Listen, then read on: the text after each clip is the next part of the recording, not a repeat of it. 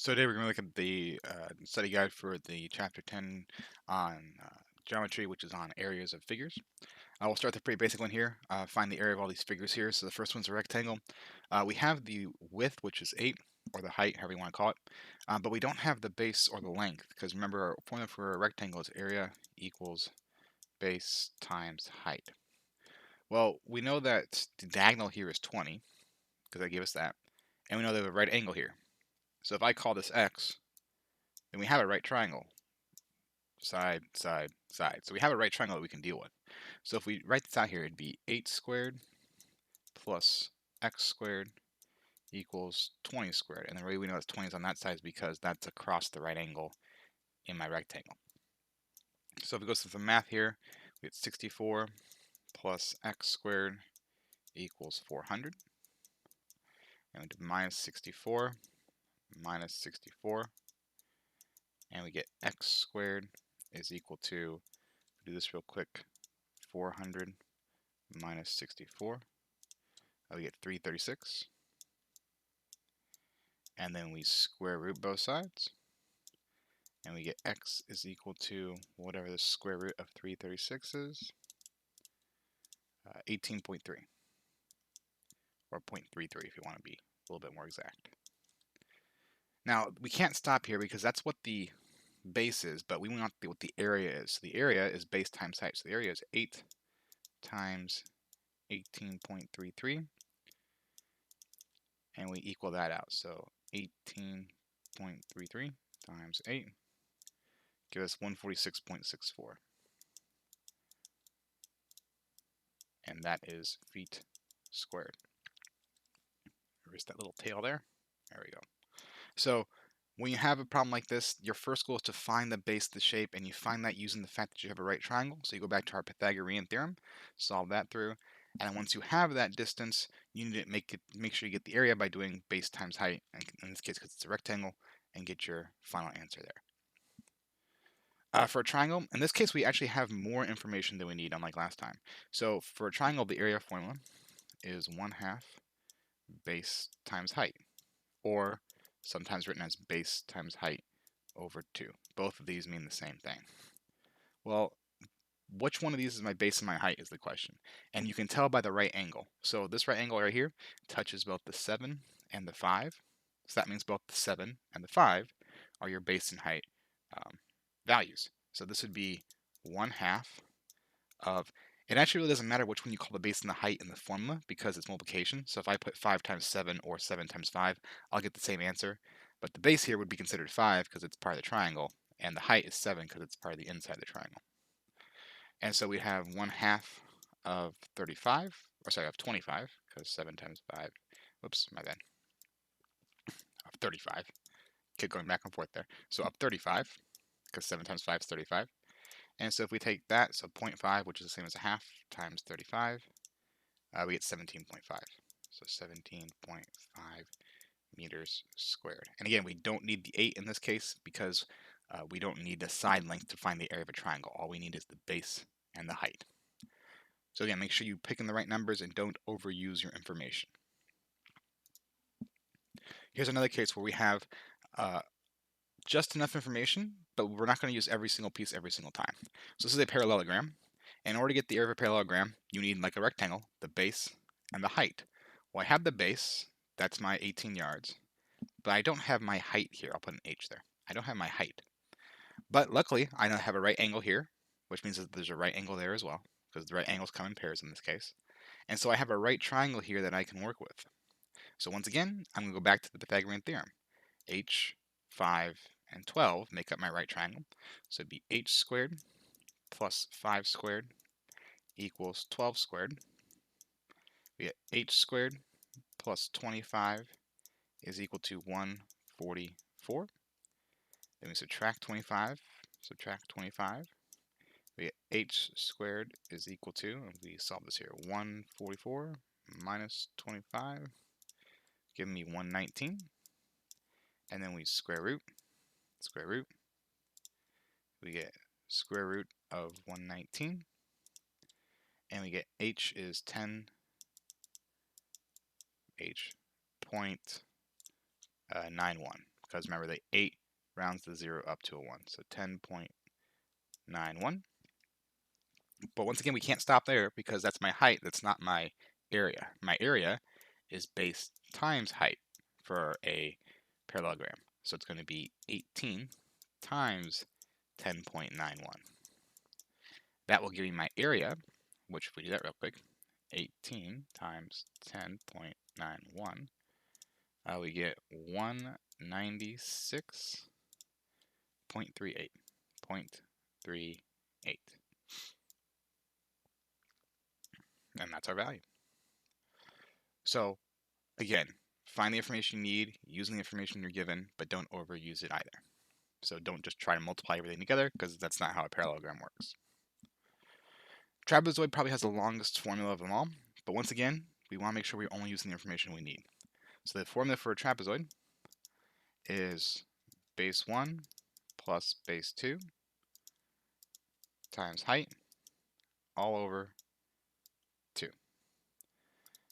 So which ones are our base 1s, base 2s, and h's? Well, our bases are the ones that are parallel to each other. So this line right here and this line right here will be considered our bases. I will call this B1 and B2. It doesn't really matter the order, but we'll just do it that way. And the bases are always connected by the height. So in this case, 8 yards, that connects the top and the bottom, my bases. That means that this is my height.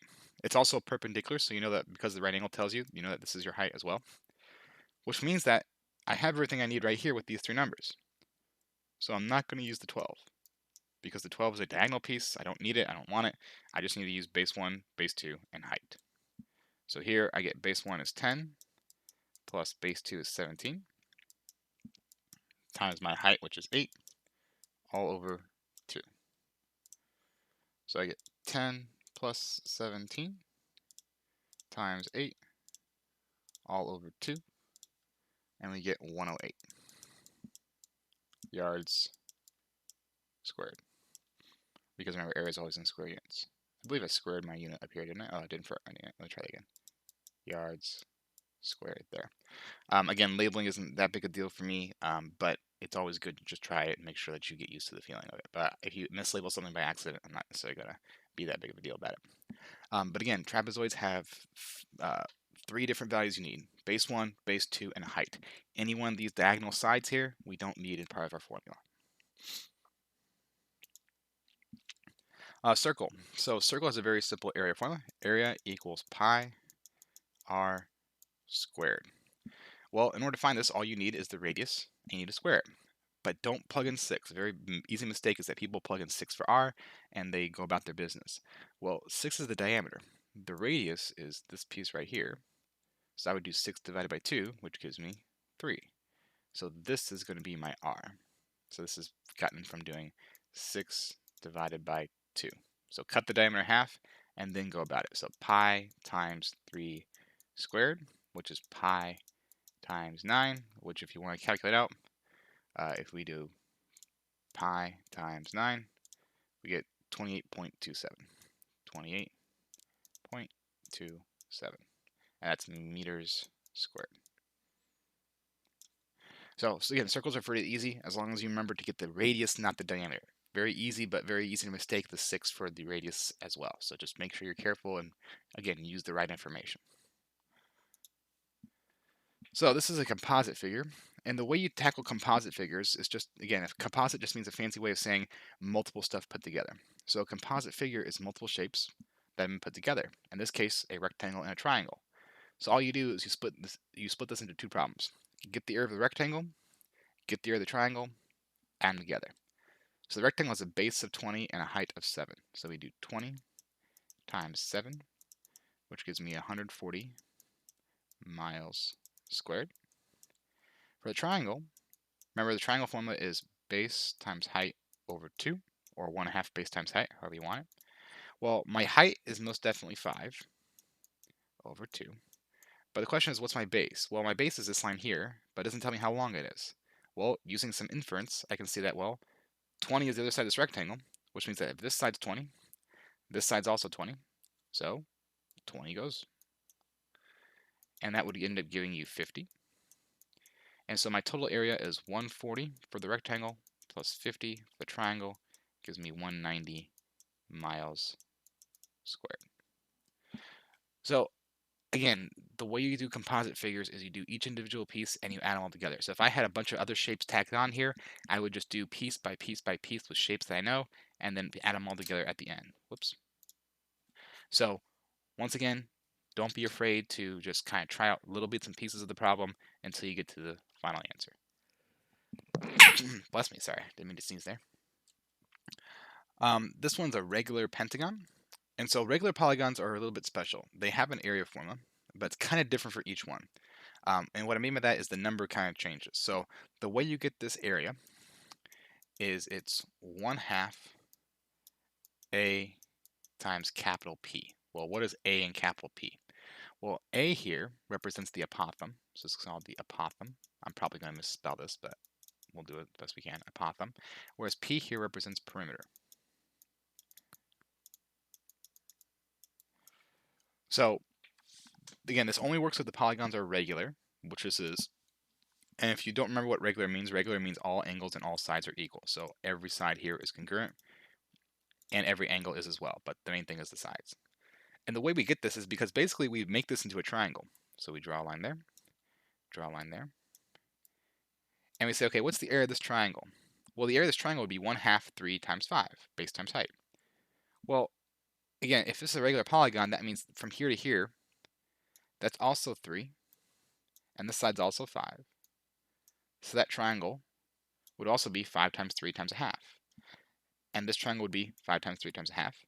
That triangle would be 5 times 3 times 1/2. And this triangle would be 5 times 3 times 1/2. So all the triangles are the same, 5 by 3, essentially. So the way we shortcut, instead of just doing 6 or 5 different triangles, 1 by 1 by 1 by 1 by 1, we just simply say, okay, let's do 1/2 times the height of the triangles, which in this case is 3, which we call the apothem of the shape, times the perimeter. Because if we're going to do all 5 triangles, might as well just add all their bases together and be done with it in one go, rather than doing each of them 5 separate times. So this would be, perimeter would be 5 plus 5 plus 5 plus 5 plus 5, because remember all the sides are congruent. So 5, 10, 15, 20, 25. And we figure out this area here. So 0.5, which is 1/2, times 3 times 25, which gives me 37.5 meters squared. So that's how we go all the way around the shape here with our area. Again, it's basically just adding up a bunch of triangles, but if you want to add up each triangle individually, feel free to go ahead. Just do 5 by 3 times 1/2, 5 times 3 times 1/2, 5 by 3 times 1/2, 5 by 3 times 1/2, all the way around. But really what just ends up happening is it's just 1/2 apothem times perimeter, and that's it. So take whichever route you want. This is going to be the shorter route, so that's why I did it. But you can always cut it up into a bunch of small triangles and kind of treat it like a composite figure almost. Just treat it as a shape that's made up of a bunch of triangles and solve each one separately and add them up at the end. So the last few ones deal with special kinds of areas. So this is find the area of the smaller triangle using the properties of similar figures. Well, what similar figures say is that if you have a ratio here, you can also have a ratio of the areas. So what do we mean by ratio? Well, if we assume that these are similar, and they seem to imply that they're similar figures, that means that if I put 12 to 4.8, so 12 centimeters on the big one, 4.8 centimeters on the small one. So we'll do big triangle on top, small triangle on bottom. This ratio, if I square the entire thing, those are my parentheses, by the way, a little bit poorly drawn, I know. Let me try it again. So there and there. There we go. So if I square that entire fraction, that should be equal to the area of the big triangle over the area of the small triangle, which again, I'll just call x because I don't know what the area of the small triangle is. So it's this piece over this piece straight squared is equal to this area over that area here. And so the way you solve this is you first have to square the side. So 12 squared is 144 over 4.8 squared. So 4.8 times 4.8, which is 23.04, is equal to 84 over x. And then the way I would do it is I would cross multiply. So 84 times 23.04 84 times 23.04, which is 1935.36. 1935.36 is equal to 144 times x, which is 144x. Then you divide by 144. So divide by 144. And you end up getting 13.44 as your answer. So that is the area that we get for our smaller shape. So when you have a similar figures problem, it's just a matter of taking one side, setting them as a ratio, and then area, setting it as a ratio, and then making sure you square this side here. Because remember, these are in centimeters. Area would always be in centimeters squared. Area is always in square units. So if you have this fraction, you have to square it first. That way you're working with the same type of units. That way it's centimeter squared, centimeter squared, centimeter squared, centimeter squared. Otherwise, the whole problem falls apart. So just remember to square your linear fraction before you end up cross multiplying and doing all your stuff. This one down here is a kite. This is just back to a simple problem here. So the way you get a kite's area is you do the following formula. Area equals 1/2 diagonal 1, so we'll call it D1, times diagonal 2, D2. So if we do this, we do 1/2 times diagonal 1, we'll call this diagonal, we'll just do this one. This diagonal is diagonal 1. That'd be 6 plus 6. So that full diagonal, not just 1 6, but both of them together. So we want the full diagonal. And here it'd be 8 and 2 for diagonal 2. So 8 plus 2.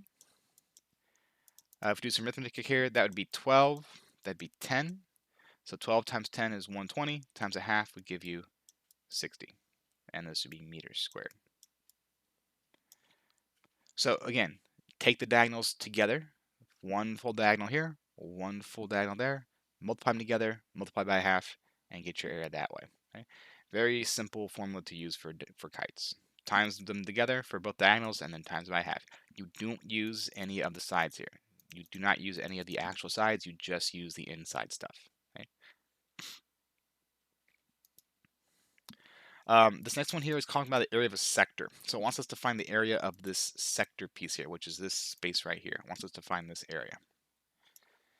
And the way you do that is you basically make a ratio with the area of a circle. So you set up as capital A over pi r squared is equal to d over 3, 6d. So why does this work here? Well, again, this is basically saying the degrees you have over the degrees you could have is equal to, in ratio, the area you have over the area you could have. So we have 105 degrees out of 360 degrees. That's our sector. That's how big our sector is. We want to know how much area is that out of the full area, which is pi times ri squared, which is 8 squared.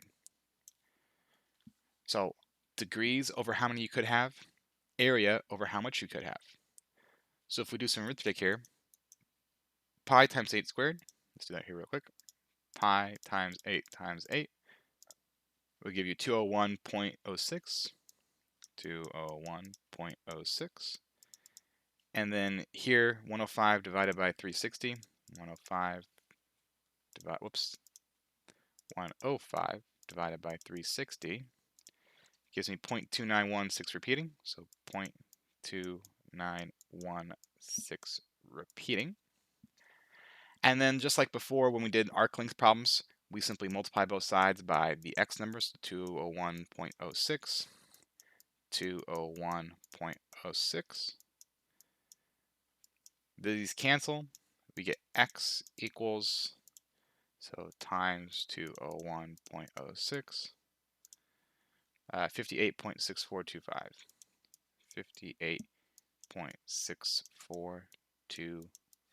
And that'd be kilometers squared. Okay. So, once again, all you do is you take your degrees over 360, and then you take your target area, which is always x. So this right here is usually going to be x over the area you could have, which is the area of the full circle. So degrees over all the angles, area over all the area.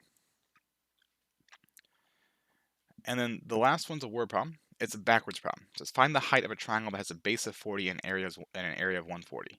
So the first thing you want to do is draw this out. Oh, let me try that again because it's a really bad triangle.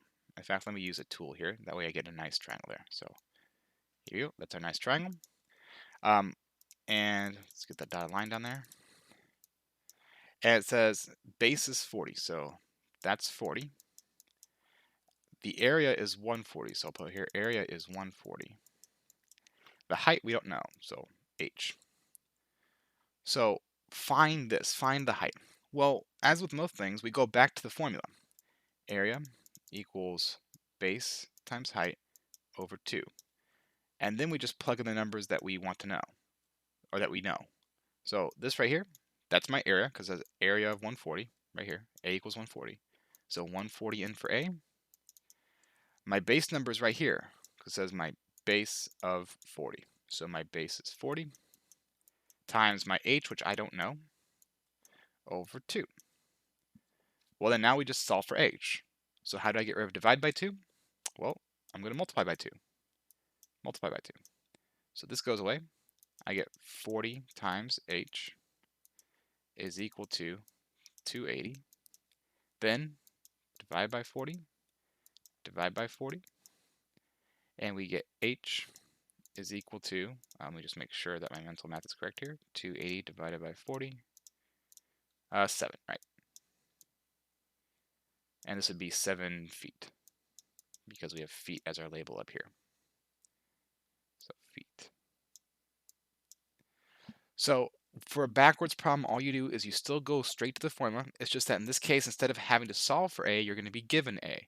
And then you're going to be missing one of these two numbers, either your base or your height or your diagonal or your base 1, depending on what shape you're given there.